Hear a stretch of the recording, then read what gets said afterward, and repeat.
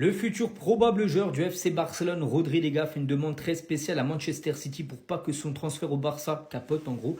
Rodri a demandé à Manchester City l'autorisation de ne pas se présenter à l'entraînement demain. Rodri attend un accord avec le FC Barcelone, donc tout pourrait se faire ce week-end.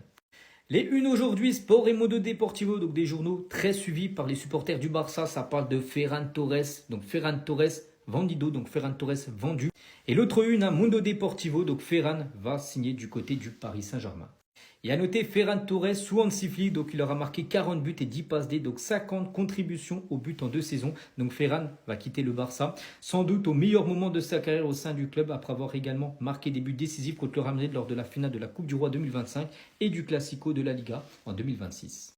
Et on finit avec la défense et surtout au poste de défenseur central avec le départ d'Araujo. Donc le Barça envisage toujours la signature d'un défenseur central sur cette fin de mercato. Il y a 3 options, Laporte, Lukeba, Nathan, donc défenseur brésilien du Betis. Les Barcelonais, c'est vraiment des clowns. Ils sont venus nous voler Rodri alors qu'ils n'ont même pas l'étal pour le signer. En plus, ils viennent de laisser partir le meilleur neuf de leur effectif alors qu'Alvarez y restera bloqué à l'Atlético. City refuse les 60 millions du Barça, ils en réclament 80 pour un frérot dans la trentaine et qui se blesse au moins 2 fois par saison. Maintenant, le problème, c'est qu'ils ont déjà sorti 80 M pour le mauvais joueur, donc l'offre maximale qui sera envoyée sera de 65 millions. Alvarez, il est allé voir le Turismo, mais il a toujours pas compris qu'il allait pas coopérer pour le sortir de sa prison. Les Barcelonais, ils l'ont tellement poussé à péter des câbles à l'entraînement que le vestiaire de l'Atlético Madrid attend des excuses de Julian Alvarez. Et selon Fabrizio Romano, dès la semaine prochaine, les Barcelonais pourraient passer au plan B. Après Nico, ce sera Julian. Et après tout ça, ils ont toujours pas compris la leçon. Ils ont décidé de laisser partir l'unique buteur de la finale de la Coupe du Monde. Et comme par hasard, le requin sous Luis Enrique va retrouver de la finition dans un groupe qui lui donne la confiance, et surtout qui sait gagner des trophées. Toujours pas d'Alvarez avec le départ de Ferran Torres. Pour moi, c'est un très mauvais choix, donc ça me fait plaisir. Pour terminer ma vidéo, je tiens à préciser que c'est de l'humour. On est là pour parler football, parce que les Barcelonaises, quand ça touche à leur équipe, t'as l'impression que le daron il est sur le terrain. De votre côté, comme d'habitude, n'hésitez pas à me dire ce que vous en pensez, à vous abonner, sinon c'était votre gars Silas, mon nouveau cœur. Quand je vois les dernières informations sur le dossier de Rodri, croyez-moi que je n'ai aucun doute sur le fait qu'il va venir au Barça. À commencer par la vidéo que Fabrizio Romano a sortie ce matin où il parle du dossier Rodri. Il explique que c'est une négociation traditionnelle, que toutes les informations qui viennent d'autres pays sur le fait que le Barça a fait une offre, que City a refusé, que le Barça a refait une offre, que City a une nouvelle fois refusé, il ne faut pas s'inquiéter par rapport à ça. Et surtout, il explique que le Barça est confiant, encore plus confiant qu'hier et encore plus qu'il y a 2 jours, alors que déjà au départ de tout ça, ils étaient déjà optimistes et confiants. Il dit même, je cite, le Barça est extrêmement confiant et maintenant encore plus. Ensuite, on a Gérard Romero, journaliste très actif sur ce dossier,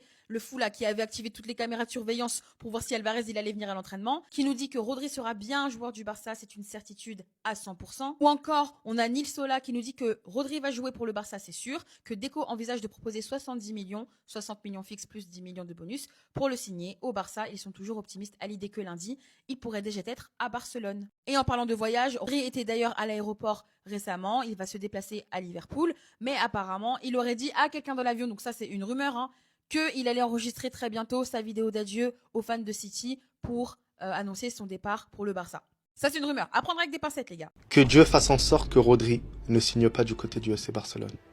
J'espère qu'il retourne du côté de Manchester City et qu'il se fasse bench par Boadji et Anderson. Ce serait tellement jouissif. Ce serait un plaisir incroyable de voir Rodri poser sur le banc et terminer sa carrière comme ça. Je l'espère. J'espère que tu signes jamais du côté du FC Barcelone.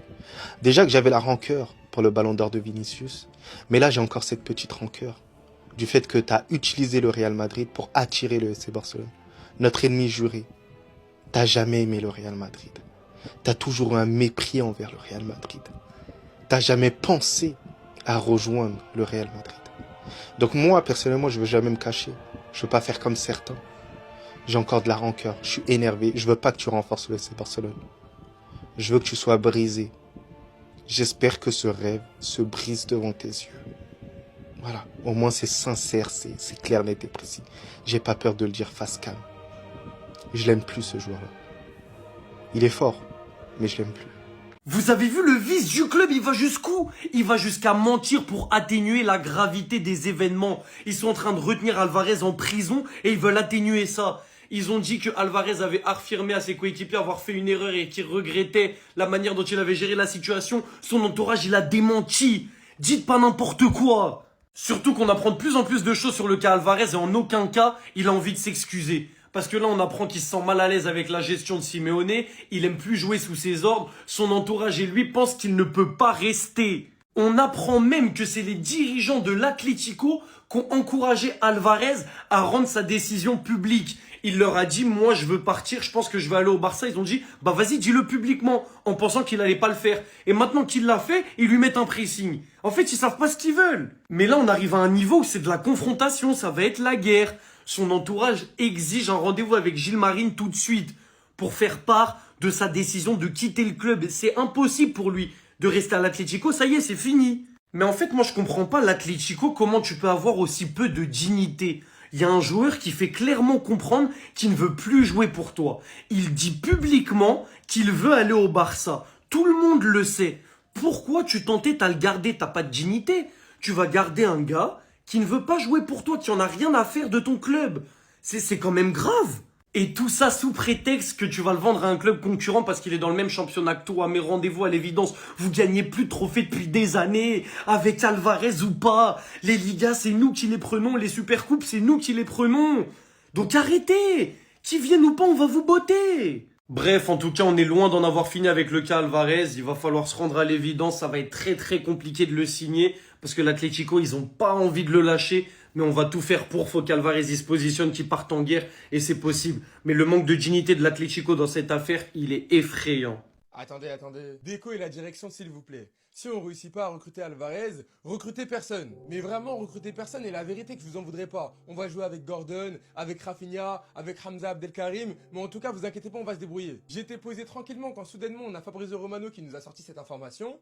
L'attaquant du Sporting, Luis Suarez, figure parmi les options du Barça si le transfert de Julián Alvarez échoue. Barcelone suit de près le marché des attaquants et évalue d'autres options. Quand j'ai vu l'information, premier degré, j'ai halluciné tellement c'est de la folie en fait. Mais heureusement, Dieu merci, on a eu cette information qui est sortie par la suite. Les sources officielles du club démentent l'information concernant Luis Suarez. La priorité reste Julián Alvarez. En cas d'échec des négociations, Luis Suarez ne fait pas partie des options envisagées. Fabrizio Romano, je sais pas qui t'a donné cette information concernant Luis Suarez au Barça, hein, mais c'est la dernière fois que tu viens nous mentir ici en 4K. Mais vraiment, c'est la dernière fois car pour le coup, concernant cette information, tu t'es clairement fait scam et t'es énervé toute la communauté barcelonaise. En tout cas, pour le futur numéro 9, je comprends absolument Hansi Flick quand il demande au Barça de faire des efforts pour recruter Julián Alvarez, même si c'est compliqué, parce que le marché actuellement, il est clairement en pénurie. Donc comme j'ai dit au début de la vidéo, s'il vous plaît, Déco et la direction, si on réussit pas à recruter Julián Alvarez, recrutez personne. Mais vraiment, je suis très sérieux parce que parmi les options qu'il y a actuellement, il n'y en a aucune qui me parle énormément, à part peut-être Mikotadze. Bref, en tout cas, n'hésitez pas à me donner vos avis dans les commentaires, histoire de savoir ce que vous en pensez, et moi je lirai tout ça.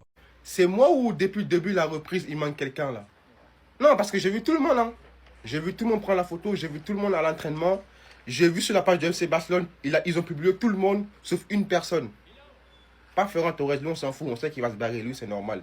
Mais il y a une autre personne qu'on n'a pas encore vue depuis le début de la reprise, pourtant il y a tout le monde. Il est où? Qu'est-ce que vous nous cachez? Il est où Pedri? Il est où Pedri? Qu'est-ce qui se passe avec Pedri? Tout le monde a repris l'entraînement. Tout le monde a été publié. J'ai vu la photo de tout le monde sur les réseaux.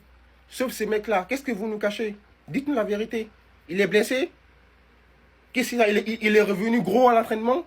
Expliquez-nous. Parce que c'est bizarre ça.